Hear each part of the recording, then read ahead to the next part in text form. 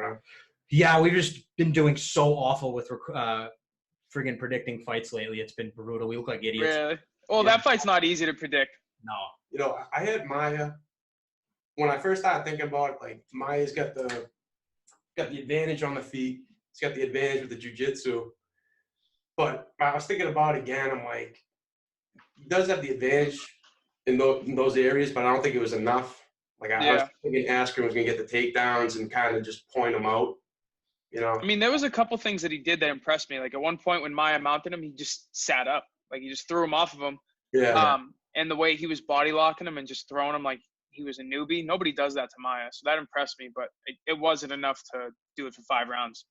I mean, even like, I know everyone was kind of shitting on their striking a lot, but it was actually entertaining. Like, yeah, it wasn't bad. I try to tell people all the time, like, you don't, like, when 2 strikers are fighting, you actually don't want to see them fight because, like, I use the Thompson-Till fight, for example. They're so good at striking. They understand every trap you're setting, and they're not going to throw as wild as 2 grapplers that have no idea.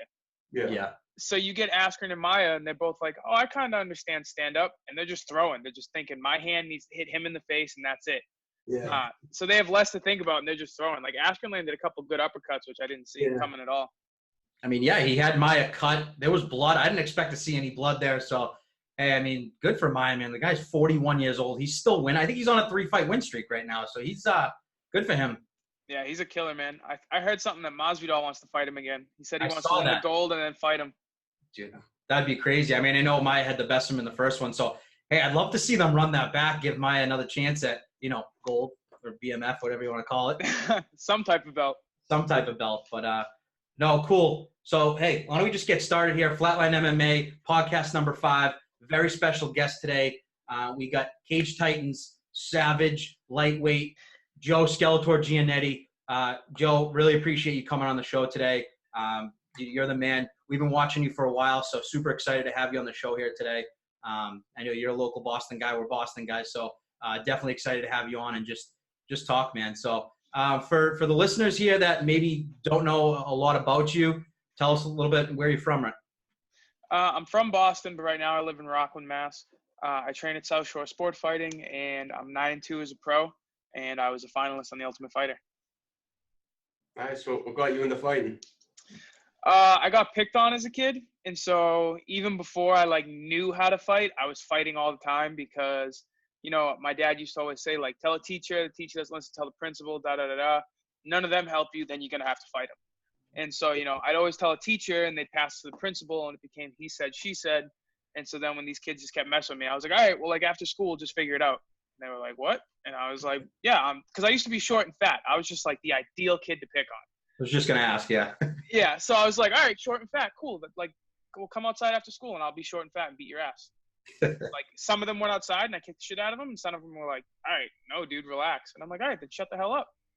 So from middle school to high school, it was just getting in fights right after school, and people stopped messing with me. Yeah. You do any training? Did you do any wrestling or boxing or anything like that when you were a kid? So I wrestled in high school, but before that, no. I actually only wrestled because I didn't make it on the basketball team. Oh, really? The wrestling coach saw me and was like, well, why don't you try this out? And I was like, okay. And then I did it for 3 weeks, and I was still kind of fat my freshman year. So I was like, this will be a good sport to do because it's so focused around weight classes. I can try and just get lower and lower. And then a month in, the basketball team was like, well, actually, we need you. And I was like, no, it's too late. I'm a wrestler now. Nice. I love that. Better sport anyway, right? Way better. I'm so glad I stuck to it. Love that. And then just in terms of your inspiration for fighting, any fighters that, when you started getting into all this, right, that you tried to mimic or that you loved watching, anyone there in particular? So Anderson Silva was the first fighter I ever actually saw when he demolished Forrest Griffin. Yeah. And I felt like I was watching a movie or a video game or something. And I didn't realize that he was the only one that fought like that. But I was like, that's the guy. I want to be able to do that. Just hands down, ducking and weaving, bending at the hip. Or I knew I liked boxing when I was a kid. You see Rocky and all that stuff. Yeah. So I knew you shouldn't be looking down when you're fighting, but it didn't matter to him. He'd look straight down, move his head, and still land. I thought it was the Matrix. It was crazy. So when I first got into it, I was trying to be like that. I didn't know any basics, so it didn't work out for a little while. Yeah, I mean, prime Anderson Silva was like, he was untouchable. Like, it was crazy to watch him. Like in all aspects of the game too, like his striking, jiu-jitsu. You know, he was just beating everybody. Yeah, I mean, it was unreal. And then when Chael Sonnen came around and beat his ass for 4.5 rounds, I was like, oh no, what is going on? And then he triangles him. Yeah. Oh, I've never been so excited for a fight. I know. craziest fight. Did you ever get a chance to meet Anderson, or I've never met Anderson, unfortunately. I wish. maybe one day? Maybe one day. I hope so. Yeah, get a fight with him. Shit. No, now just kind of moving a little forward, just to kind of your tough days, right? Is that something like, did you try out for it? Did Dana White reach out to you? How does that work? How do you get on the show? So I think it's kind of both. So I think that when they announce that they're doing the show, so they announce that there's tryouts, and they have a couple of days set at one of the hotels in Vegas, and you guys do tryouts. But I also think that they have a list of guys they kind of have their eyes on, and they're kind of like, this will be a good way for you to get into the organization. So I don't know if they contact other people, but I do know they were walking around to tryouts like a list, like, oh, you're so-and-so, you're so-and-so, just seeing who was there. I was not on that list. Somebody on my Facebook actually tagged me and was like, Ultimate Fighter undefeated tryouts for 145, 155, and 170. And it looked so like unprofessional. It was just like a white screen with like all the info. And I was like, it can't be that easy. Like, there's no way. So I had to like do research online. And it was legit. And I actually didn't have the money to go. And so I started to GoFundMe, and I got the money in like 2 days. I flew out, and I was like, you know what? They told me only get a room for 2 days. If you make it to the next step, then you get a hotel room for the rest of the week, or you can get a room. And I was like, you know what? Screw this. Like, if I'm flying out to Vegas, I'm getting a room for the week. So I got a room for an entire week. So I knew I was making it to the next stage. And they have you fill out a bunch of paperwork, and then whoever, I don't know how they get you to the next step, but you all go in a room and you do a random grappling match. It's a minute and a half. You start on your knees facing each other. And Sean Shelby literally says, you only have a minute and a half. Go for everything. Show us everything you got. You do that, and then you do a minute and a half pads. You like all take turns stepping on the mats. And then it's like dodgeball. It's like you sit there, and they're like, all right, you, and you, go home. The rest of you over there. So you're sitting there waiting for your name to get called, just sweating bullets. Everybody's looking around like, did that guy make it? Did I make it? And then they bring you into another room, and you do interviews for like 3 hours. They want to know about you. They want to know if you're good for TV. They want to know this and that. And then the rest of the week is just a bunch of random crap if you make it there. But it's like the most stressful day of your life. So your season was all undefeated fighters, right? Yep. So how many people going into that first week of tryouts were there? What would you guess? Number-wise, I have no idea, but it was a whole event hall in the hotel, and it was just full of people. Damn. Because they had the 3 weight classes, and they said they were going to pick 2. They didn't know which ones yet. So when I filled out the paperwork, I was like, I'll do 155 or 170. I was like, I got to get on the show if I put 2 weight classes. Like, there's no way. Yeah. Did you have do you know anyone else that came in, or did you fight anyone else that you kind of saw there? Was like, oh shit, I fought that kid, or like, I know him? No, I didn't know anybody else there. The only one I saw was, I forget his name, but he went viral a couple of years ago because he fights at 135, but he's like 6'3". Holy shit. Yeah, and so I saw him, and I was like, wait, you're that guy that went viral? He's like, yeah, that's me. Yeah, that's awesome. I never knew, I don't know if you knew the whole process, like get into the house or like even like those tryouts and stuff like that. So they don't show that stuff on TV. So that's pretty cool to know that. But yeah, I mean, overall, super stressful. Yeah, overall, like how's the experience there with like cameras in your face, and like actually how much time do you have just like to yourself? You know what I mean? I know there's cameras constantly recording, but. So you get used to the cameras a lot faster than you think you would.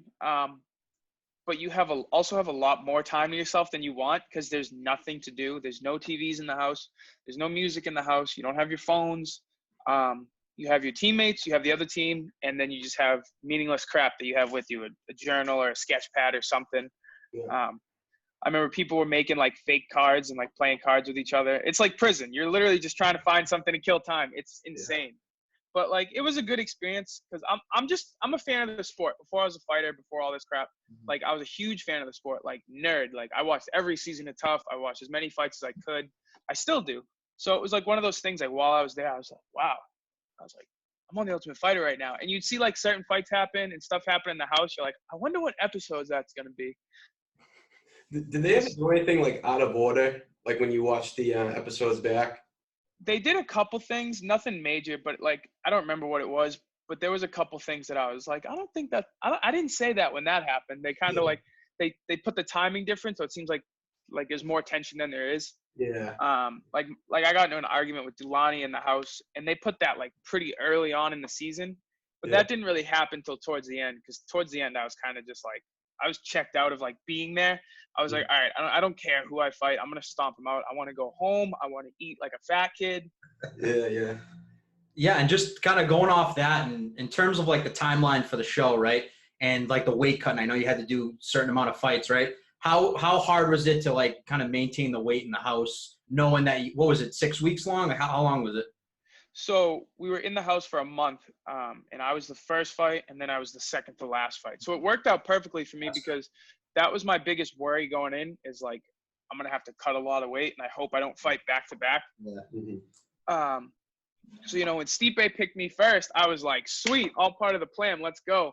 And then I fought, and they were like, all right, you got 3.5 weeks to get away in again. And I was like, sweet. So I had a whole week where I was kind of like, not eating bad, but whole week of training with DC and all them. I'm exhausted. I'm like, you know what? Let me get some pretzel M&Ms. I'm pretty hungry. Oh, that's awesome. And then, I know on the show you absolutely just tore through everyone.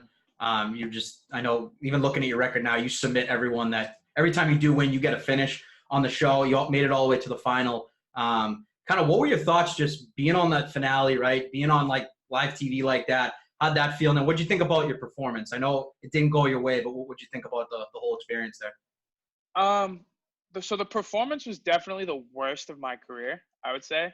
But like in the moment, I think that was probably the major problem, is I thought about the moment too much. And a lot of people call it like octagon jitters. It's like I wasn't nervous. I think I was just too excited. And people were like, oh, you overlooked Trezano. I was like, no, dude, I trained for 4 months or 3 months, whatever it was, to get ready for him. I did not overlook him. But it was just like, it was one of those things. And like I said it to DC on the show, because he had asked about it, like the summer before the Ultimate Fighter, I lived in my truck. Like I had my 2 dogs in the back seat. I gave my cat away and lived in the front seat of my truck at the bus stop. When I finally got an apartment, I went back to my friend's house and got my cat back. And I was fighting in Plymouth for $800. So like, I walked in Vegas and I'm fighting in front of all these people, and I'm like, yo, last year I just watched the finale happen here. The year before that I watched it, and I'm like, I'm walking out, I'm literally looking at myself on the screen. I'm like, this is crazy. So like, I kind of just got too excited about the moment and didn't realize like the job's not done yet. Like you're not there yet. Yeah. Because a lot of people were like, you're a UFC fighter. And I was like, no, not really. And like, I never wanted to get in the UFC by losing the finale. I told people that. But it was also still one of those things where like, I didn't think I was there yet, but I was there. I was in Vegas fighting for the UFC. So I was just like, oh, this is so much better than sleeping in my truck. No, I mean, for you to even say that it was like the worst performance of your career, like, we watched it. I mean, it's a split decision lost. It's like still kind of crazy. Like I thought your performance was actually pretty good. I mean, split decision ain't bad, but I mean, overall, dude, I think you definitely took that show by storm. Definitely made a big name for yourself there. Obviously, that didn't go your way, but I mean, what do you got? You got anything coming up next? I know you had some controversy a couple months ago with one of your fights. Like, I just want to see you back in there. What happened with that whole thing? So it's one of those things where like people create controversy because there's a difference between not liking somebody and then trying to deny their skills. Like there's a lot of fighters I don't like, but I won't deny what they're good at. If they're good at something, I'm like, screw him, but he's a nasty striker. Like I'm never going to say you're not good, because that's how you get knocked out or choked out. And me and my team are very unorthodox, and we play strictly by the book. We know how you get fights stopped, how you win, like most good gyms do. So, back in January, I won by a TKO stoppage, and everybody complained about it. They were like, those punches didn't hurt, da-da-da-da. And I'm like, all right, well, you're all welcome to come to my gym and let me punch you in the head 50 times. Jesus. Like, they weren't knockout punches. I know that for a fact. I had him trapped in a triangle. I had his leg hooked. He wasn't moving. I'd fake the armbar, hit him in the head. Fake the triangle, hit him in the head. And then I said, screw it. And I just started hitting him in the head. It was like 20-something punches after 2 warnings. So they stopped it. So by the textbook, that's a textbook stoppage. Yeah. And like everybody's like, well, you could have elbowed him. And I was like, yeah, I could have. There's a lot of things I could have done. Maybe I could have finished him in the first, but I didn't. So I mean, I played it by the book and I got the win. And to my opponent's credit, he admitted it. He was mad in the moment, but he eventually admitted it. Like, yeah, he caught me. There's nothing I could do. And then my last one, I won by a TKO stoppage in the first. And people were like, that was a low blow. That was a low blow, because my opponent had like keeled over and grabbed his groin. In the back locker room, he's like, dude, all those shots were clean. I was like, I know they were. I wasn't worried about it. Yeah. Yeah, people are crazy. People are crazy. I mean, just kind of going off that, busy 2019 for you. What's like the plan look like for the rest of the year? And what's your 2020 plan to get in the UFC? Have you been in contact with them? Obviously, you're like right there. So like any plans for kind of next steps here? So unfortunately, unless somebody calls me for some promotion last minute, 2019 looks like the book's closed. I'm just going to be training and getting better. And I'm not as upset about it as I was at first. After I lost back in June, I was like, you know what? I'm taking time off. I'm not going to fight. But then like 2 days later, I was like, nah, screw that. I can't just not fight. I get so bored. I'm like, I want to go fight again. So the rest of this year is pretty much just a couple weeks. Actually, I'm going to start fight camp. Really focus on fight camp for Cage Titans in January, and just fight as much as I can. Actually, right after I talked to you guys at UFC Boston, I got a word from them. So we're in good standings. Nice. Nice. That's awesome. So with all your wins, you've won everything with stoppages, right? You've got submissions and you got that last knockout finish. So it looks like you're doing everything right to get into the UFC. Do you have any added pressure to not only win your fights, but to do so in an impressive fashion? I did before, and I honestly think that's what cost me my fight in June. You could even see it in my post. I was like, I'm going to go out there and prove something. I'm going to go out and show this, this, and this. And it's one of those things where it's like I said, I talked to UFC. My team's talked to UFC. They know who I am. They know what I can do. There's really nothing to prove. It's just going out there and doing it. Yeah. So my last fight, I went out there, I got back to having fun. I walked out to my Whitney Houston. I had a good time. I was smiling going down to the cage, and I just did what I do. A lot of people get it twisted when they saw me upset after the finale, and they're like, oh, why are you mad? Because it's a split decision? I'm like, no, I'm mad because it went to a decision. Yeah. I'm a fan. I know what people want to see. I know what I want to see. I want to make a highlight tape. I want to be the fighter that you're looking up on YouTube for the sick highlights. Like, nobody looks for the decision on YouTube. So, even my decision win, I think I have one as a pro, my decision win. I was pretty upset when I went to the cards. I smiled when they raised my hand, but even afterwards, I was like, man, that sucked. And everybody was like, that was one of your best fights. But, I go out there to finish people. I'm not happy when it goes to the cards, win or lose. No, exactly. Yeah, I mean, we were just looking at your highlights too on YouTube, and then just all the finishes are crazy. Even on the Tough House, you're snatching those necks. So love the hashtag. I'll be pushing that tonight. But no, you're definitely an exciting fighter. We just want you back in there, man. We know that you can get in the UFC, so I'm hoping that they can call soon. And then just kind of talking about your current, regimen when you do have a fight, right? I know you train at AKA. So what's that experience being like, being in a room with, all those savages, having like a great coach like Javier? Like, what's that atmosphere like? It's awesome, man. I mean, the biggest thing that I can say, and I think anybody that goes there, is they treat you like one of their own the second you're there. Like, the second you're on that team, it's like, hey, how's it going? My name's so-and-so. Let me know if you need anything. And it was like that with literally everybody that I met out there from day one. Like I said, my first day there, I sparred with Khabib, and I was like, are you sure? Like, none of you know me? I was like, because at my gym, a new guy walks in. He's like, I want to go with the pro fighters. Like, all right, slow it down. Like, granted, they kind of knew who I was, but still, it was like, yeah, we need a long lefty. You're good. Go with him. And I'm like, all right. Oh, man. Well, what do you think beats Khabib? I don't know. I tried it all. Didn't work. Do you think Tony Ferguson or Gaethje have what it takes to get? I think Gaethje is not even a challenge. People forget that Gaethje was on a 2-fight losing streak not too long ago, and they were like, "Oh, shut up!" And then he wins like 2 or 3 fights, and they're like, "He's the guy." And MMA has such a short memory. It's just one of those things where it's like he either is or he isn't. I personally don't think he is. Mm-hmm. As far as Ferguson, I think Ferguson has such a weird style and accepts being on his back that he's either going to be Khabib's toughest fight or his easiest. There's no in between. There's no back and forth. There's no war. It's either he gets put on his back and he chokes Khabib or cuts him up, or he gets put on his back and gets smashed. Yeah. Yeah, that's the way I think about Tony, because he puts himself into like so many weird positions. Like you see him basically get knocked down every single fight. You know, you've seen him on his back a bunch of times. See, he puts himself in some bad positions, but he finds a way to get the win. But with Khabib, I don't think you can put yourself in danger without him either getting a finish or just completely smashing you. Exactly. It's like one of those fights, a lot like the Askren Maya fight. I can't picture a lot of ways the fight goes down. I think it's going to be an anomaly no matter who wins. Yeah. Oh, that one just needs to happen. I can't believe it hasn't been signed. I can't believe they're talking about other fights. I need that one to happen. I think the whole MMA. We're on 5, right? It was like the 5th time they're trying to book it. I know. Yeah, 5th time's a charm. Hopefully, so hopefully there's no TV cables or anything wherever they're going. I can't even believe crazy. Last time, absolutely wild.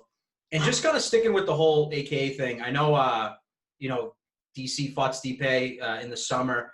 What'd you think about that fight? Obviously, you're really close to DC. What'd you think about that whole thing? Obviously, unreal heavyweight fight. You don't see heavyweight fights like that anymore in DC. Both of those guys are such savages. But you being so close to them, what'd you think? I thought it was a great fight. I thought he was doing exactly what he needed to do. And it kind of just ran away from him as the fight went on. And I'm glad that he's going to get that fight back. And I like his mindset on it, because he's not like, well, if I win, I'll keep fighting. If I lose, then I'll retire. But he's like, I don't even care if I lose. But if I do lose, I want it to be because Stipe beat me at my best. Not that I made a dumb mistake and I lost. Yeah. So I can respect that. I'm kind of like the same way with my losses. I plan on getting them all back. Yeah. No, I mean, I thought that fight, when we were watching it, it was just, I mean, DC's so frigging good everywhere. And it was just like those little mistakes, man. And then he opened up that rib. Nothing you can do. Stipe's a beast. But I don't know. What do you think in the rematch? What do you think? Do you think in DC? Personally, if I could predict this again, I'm going to go DC, just because I think he's pretty good at fixing, little mistakes that he makes in previous fights. I think DC, just because, like you said, same reason. He's also a fighter. He's a fan. He's a coach. Yeah. And I think having all those perspectives in one person, and having Bob and Javier and all them, just being like, all right, like, we telling you to do this time, you're going to listen, or you're going to be waking up in the locker room. Like, there's no in between. Like, those body shots Stipe threw were perfect. Those are some of the cleanest body shots I've ever seen. Yeah. I just hope he uses more of his wrestling. Yeah. 100%. What? Yeah, I mean, in terms of heavyweight trilogies, we haven't seen one that's going to be this big or this exciting in a while. So, props to both those guys. I hope that gets signed soon, early 2020. I'm hoping that happens, because I want to see that. Yeah, well, I'm pretty sure Stipe is still healing up. He got like a major eye surgery after that fight. I saw that. Well, hopefully they heal up. I want them to fight at their best, because that's, again, going to be one of the most exciting trilogies ever there. And then kind of just moving forward, just in terms of next weekend, in terms of the BMF belt. I know there's some drama this week. I don't even know what happened. I don't know if that was to bring in more pay-per-view buys, whatever the hell that was. But I don't know. Give your thoughts. I just want to hear who you think's going to win that, and who's your favorite out of those two? Who do you like watching? So I like watching them both, but I'm like a day one Diaz. I think he gets it done by decision, unless Jorge decides to take it to the ground and gets choked out. But I don't see him shooting. I mean, he can. People sleep on him. I mean, he hates the guy now, but he used to be roommates with Colby Covington. Like, they've definitely gotten some wrestling in together. Yeah. But yeah, man. I mean, there's only been one guy that's been able to finish Nate, and it's been Josh Thompson. Masvidal is just more of a striker, more of a boxer. He's a street brawler. He's not going to be throwing kicks like that. So I think if he gets stuck in the exchanges with Nate just dirty boxes him to a decision. Yeah, this is another one I'm so back and forth on, just because the way Masvidal has looked in his past couple of fights with the knockout over Till, the 5 seconds of the fight with Askren, the way he's going into these fights now, it seems a lot more methodical, a lot more thought out. So I like that about him. But like you said, Diaz, he's been fighting forever. I mean, there's videos of him on YouTube fighting at 16 years old. So they're wild. Yeah, I know, it's crazy. And to have Nick Diaz as an older brother, I'm sure he's fighting with him all the time growing up, and it's a tough one to predict, but. Yeah. I wouldn't be surprised either way. I mean, they're both. Yeah, I mean, they're both savages. They're a lot like each other. I just think that Masvidal's been trying to be more violent lately, and he's doing a good job. But like, if he has it in his head, he's gonna knock Nate out. It won't happen. If he knocks Nate out, it's just gonna be a flow. He's not even gonna know it's coming. He'll just land and it'll be over. He won't know when he's gonna finish him. Oh my God, it's gonna be wild. I just like how they're both so real. They just kind of cut to the chase of everything. No bullshit. There's been, no trash talk. These guys know that they respect each other. Like, I just kind of love what they're bringing, the aura behind this whole like BMF belt thing. I don't know. What do you think about the whole belt? I think it's cool. I mean, it's one of those things where we take MMA and we lean towards WWE, but we don't go too far. Because like, I've never been the biggest on the WWE, but there's certain guys that I'm like, that's pretty dope. Everybody loves Ric Flair. Woo! Like, there's certain things that people just pick up really easy, and like the baddest motherfucker is pretty easy. Like, you and your buddies are sitting around all day like, I wonder who the baddest motherfucker is. We're really going to have somebody with a belt that's like, I'm the baddest motherfucker. Like, that's every kid's daydream. Yeah, the thing that I like about it, too, is that they're both, like, real fighters. It's not like they're promoting a fight for, like, CM Punk or something like that. Like, these are, like, the two toughest guys in the game. So I think it's fun. It's going to get a lot of people to watch. And, yeah, it's just a great fight all around. Great card all around. Great card, yeah. The card's nasty. Every single fight on that could be a main event for the most part. But yeah, no, I'm pretty excited for it. And like you said, I like the way that they go about it. Like, a lot of these guys out here, like, they still trying to be Conor. They don't realize he's not washed up. He's still one of the best ever. He's an idiot, but he's still one of the best. Yeah. I shouldn't even say ever. Just one of the best right now. Yeah. But the thing is they all try to talk like him. They try to have his swagger. And it's like, he did his thing. Everybody copied him. But that time's done. Like, people are realizing, like, I like people that are real. Notice Masvidal. He likes Nate. He respects Nate. So they're cool. But, Kamaru Usman says something and he's like, shut the hell up. I don't like you. Yeah. Some people don't understand it. They're like, why is he nice to him and mean to him? It's like, because he's real. He doesn't like him, so he's letting him know. He respects Nate, so he's letting him know. Some people can't process that. But that's something that I like about both of them, is they're not afraid to be like, you're cool. Screw you. Yeah, I love it. Yeah, and like the whole thing with like the Conor and like people trying to mimic like what he did, like, I don't know, like some of them like it just comes off like not authentic, like the whole Colby Covington thing, or like I loved Henry Cejudo before he started doing like this whole trip. Same thing. It's just like silly, like it's not. I don't know. Well, that's the thing is like, and you see casual fans online. Oh, that's how you hype a fight. This, that, and the other thing, but it's like. Maybe some people think I'm boring sometimes. Maybe they think that I don't promote enough of this and that. But it's like, at the end of the day, everything that I do put out there is going to be real. And that's enough for me. And that's all I care about. Yeah, definitely. Yeah, I mean, if you look at the whole kind of the build up to the Conor-Nate one fight, right? It's like Conor really did all the promoting and all the trash talk. And Diaz just kind of sat there being like, fuck you. Like, he didn't promote. But really people think, like, he doesn't have to promote. Himself just being there promotes fights. And now he's like one of the biggest stars, and probably the biggest star right now on the roster. So I like people that are just real. Obviously, loved prime Conor McGregor, like him doing his thing, and now it's just it was just getting out of control with him and Khabib. So that's why I'm so excited for this fight. It's just two real guys that are going to go in there. They're going to come to the middle, and they're just going to stand and bang. And I personally think, like you said, I think it's going to be 5-round war decision Diaz. But if someone gets finished in this fight, it will be unreal. So. I'm losing my mind that night, no matter what. Yeah, us too. Super friggin' excited, especially with the whole card being so good. It's got something to look forward to. And I love that it's not like a real title on the line, that they put them as the main event. Conor's probably pissed about that. Oh, he's so mad. But no, I love that there's a belt on the line, BMF, because those two, out of anyone, deserve it more than anyone. So super excited about that. But just coming back to you real quick, kind of take us through, where do you see yourself in the next couple of years, like your 5-year plan? Obviously, we want to know being the UFC, but what's your 5-year plan, man? If I can keep improving like I have been, 5 years I'll have the belt, guaranteed, 100%. And like, it's the biggest thing I've said. I thought it was simple, that I've said since I was an amateur, and I've always said to my coach, like, what do you hear guys always say? Like, my goal is to be in the UFC. I want to get in the UFC, da-da-da-da. But like, once I decided, when I was still in high school and I decided this, when I decided that I wanted to be in the UFC, I was like, I've seen so many guys like get to the UFC, get knocked out, go home. I want to get in the UFC and I want to win the belt. And I'm not going to have a crazy long career. I'm probably, depending on my age, going to get in the UFC, get the belt, defend it once or twice, and I'm out. Yeah. My legacy's there because I don't need to defend it 50 times like Demetrius Johnson. He's one of the best ever. But my goal is to have that run, and the way I fight is finishing people. So if I improve like I want and I finish everybody on the way and then finish it and defend twice, I'm good. I'm out. Everybody that I've beaten, I finished. Respect the hell out of that. And I mean, I think you're right there just with everything. I mean, your resume speaks for itself. You're, I think, 1 or 2 away. I know you're already in talks with the UFC there, but we're both hoping to see you there. And I just love kind of your whole story. I didn't know the whole thing with you kind of living out of a van with your dogs and now kind of seeing where you are today. Obviously you're on Tough, that got you some exposure, but I think, a lot of people know who you are. They know how you fight. They love the way you fight. You're constantly finishing, like you said. So, but no, you're an animal, man. We hope to see you in there next year.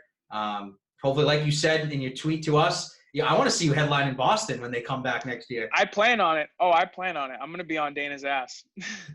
Good. I was so disappointed when, I wanted Cater to headline that, but how much of a savage is that guy going to Russia taking on Zabit? I mean, they said he didn't hesitate. They said that they asked and he answered in like 20 minutes. It was like, sure. Yeah, that's awesome. Who do you got for that one? Sticking on the predictions. I think Cater. Like I said before, I think Zabit's amazing, but I think he lets you hit him, and I think he's a slow starter. And if you let Cater hit you, you're going to be waking up in the locker room. Is that the main event for that guy? So that's the main event. So that's a 5-round fight? No. So because it was such a late replacement with Greg Hardy, they made it the main event, and they kept it at 3 rounds. But personally, I'm just going to go out there and say it. I think they're saving Zabit from 5 rounds because he gasses like a mofo, and Cater will literally behead him. Yeah, I think with the Wozniak fight, if that went another 2 rounds, the tide was shifted in that 3rd round when Wozniak was putting that pressure on him. I think he could have got that win if it was a 5-round fight. Yeah, definitely. Like I said, Zabit throws a lot of crazy shit, and I throw not as much as him, but I throw some weird stuff. Trust me, it's friggin' tiring. Yeah. All right, looks like we're getting to our time here. Yeah. Joe, for people that want to follow you, where can they find you? Every social media platform at Giannetti MMA. It's 2 N's and 2 T's. Super Italian, and it's a pain in the ass to spell. Love it. Italians, let's go. But no, Joe, hey, appreciate your time with everything, being so open to talk to us. Again, Boston boys for life, Boston strong. Hope to have you on here again soon. Hopefully it's after a fight or something so we can talk about it. Hell yeah. But no, you've been the man. Flatline MMA. Until next time, peace out. Thank you, guys.